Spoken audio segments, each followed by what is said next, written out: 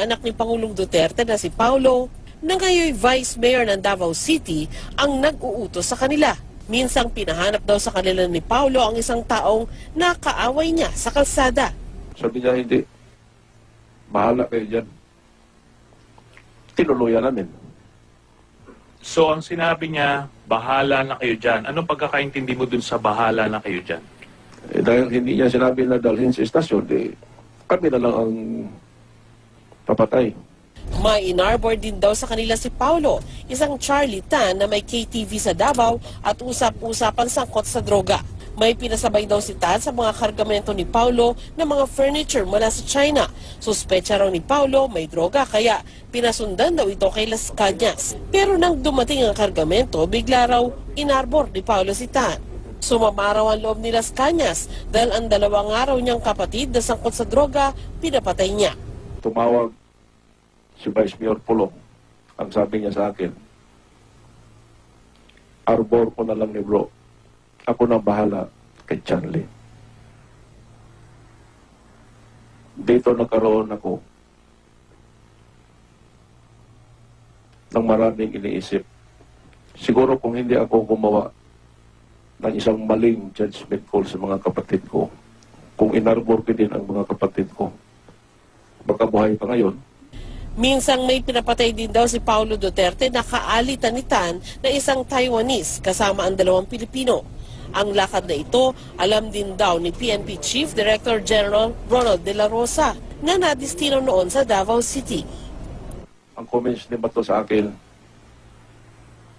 parang elimination of competitors. Ang sa isip-isip ko,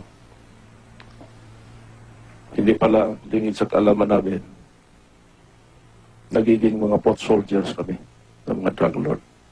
Nang pahayag ang anak ni Pangulong Rodrigo Duterte at Vice Mayor ng Davao na si Paulo Duterte, kaugnay na mga testimonya ni retired police officer Arturo Las Cañas. Ayon sa kanya, mismong si Las Cañas na ang umamin na hiningi niya ang tulong ni Senator Antonio Trillanes IV para mabawi niya ang kanyang mga testimonya sa Senado noong nakaraang taon.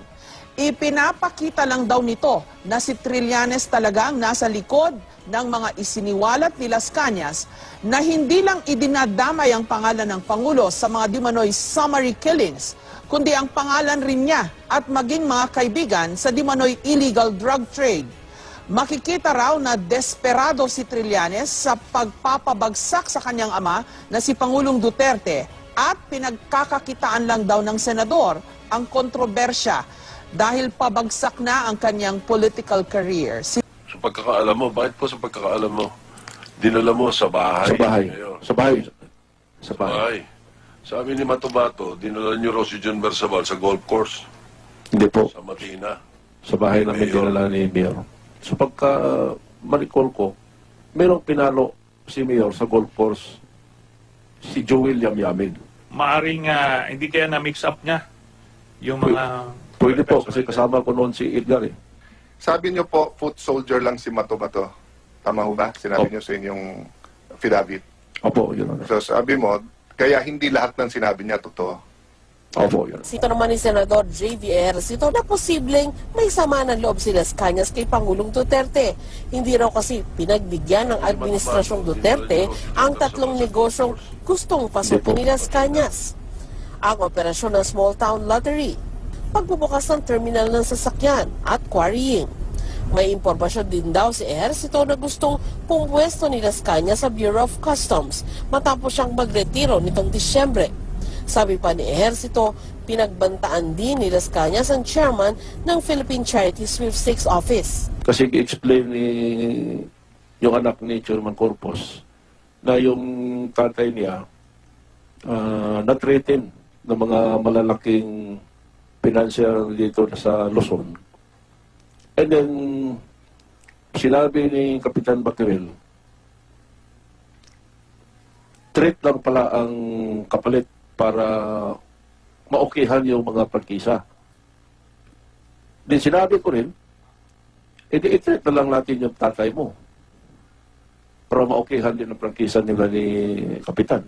Ganun, Mr. So Chairman. marami lumapit sa iyo, Maraming lumapit. Siyempre, malakas nga ito kasi sinasabi na very close kay Mayor Duterte, ngayon Presidente. Kaya talagang bumaha yung mga lumalapit sa iyo at Yes, po. sumasama ka naman. Yes po. Sa kasamaang palad, anong score? 0-4. Zero po, Mr. Zero. Chairman. Yes po. Pero hindi naman daw sumama ang loob de Las Cañas. Sumama ba yung loob nyo? Hindi Nagtampo po. kayo? Hindi po, Mr. Chairman. Hindi ba normal sa tao yung magtampo? Natalakay To cite to contempt, Mr. Chairman, Mr. Las Cañas. Mrs. I object, Mr. Chairman. I object, Mr. To the contempt. 1 minute suspension before we rule on the motion and the objection.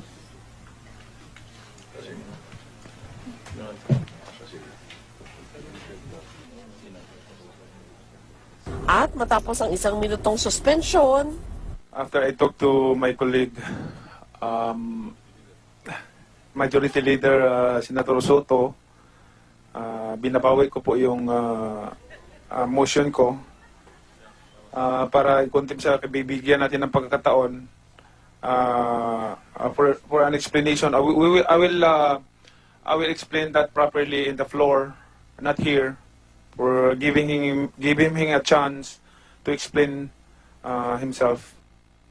Expert na si Attorney Rowena Daroy Morales ng UP Office of Legal Aid, mahalaga ang pagsasala at pagkilati sa mga detalye ng testimonya. Napakamacho kaya na sabihin, pinatay ko silang lahat. O binugbog ko silang lahat. Depende na eh. Ewan ko kung anong mawawala sa kanya. Now, kung bakit niya kailangan sabihin yon, or ano ang magiging benefit sa kanya. Kung gusto mong sabihin, inutusan lang po ako. Inutusan lang po ako ni Mr. X na patayin yan, 200 na yan. Sino yung 200 na yon? At kailan ka inutusan ni Mr. X? Hindi ko rin alam po yun. Yun na siguro ang mga dapat natin tanungin. Ngayon nakikita naman po natin, no, sa mga ganyang klaseng mga salitaan. At lalo na dito sa Senado, na may mga nagtatanong na dito pumupunta, may nagtatanong na dito pumupunta. Nagiging political inquiry ito. Sa usapin ng pagbabaliktad ni Las Cañas, sabi ni Attorney Daroy Morales, ang unang dapat tignan ay hindi yung una o pangalawang pahayag, kundi ang mga nangyaring nagtulak sa ganitong pagbaliktad. So mag-iisip ka ngayon, bakit kaya niya sinabi na nagsinungaling siya? Anong kahihinatnan ng kanyang pagsasabi na nagsisinungaling siya? Baka yun ang gusto niyong tignan. Hindi po ba? Sa korte, okay? Pag nakakita kami ng recantation, ang una namin tinitignan ay bakit siya nag-testify ng gano'n nung unang pagkakataon. Doon namin nakita, ay, binayaran pala ng kabila. Ay, binantaan pala nung... In other words, hindi buo yung... or hindi voluntary at buo yung kanilang mga sinasabi. Lumapit pa siya ng kusa sa isang tao para magsabing nagsinungaling siya. Alam ba natin yon? Ewan ko, ako hindi ko alam. Or hinanap pa siya at talagang, totoo ba yung sinabi mo? Bakit ba? Etc. etc. Tapos naglabas ng baliktad yung sinasabi niya. Hindi natin alam. Para naman kay former UP College of Law Dean Attorney Pacifico Agabin, pasan ni Las Cañas na patunayan ang kanyang mga bagong pahayag lalo't kabaligtaran ito ng mga nauna niyang sinabi under oath. Ang rulings ng Supreme Court yan sa mga witnesses na bumabaliktad,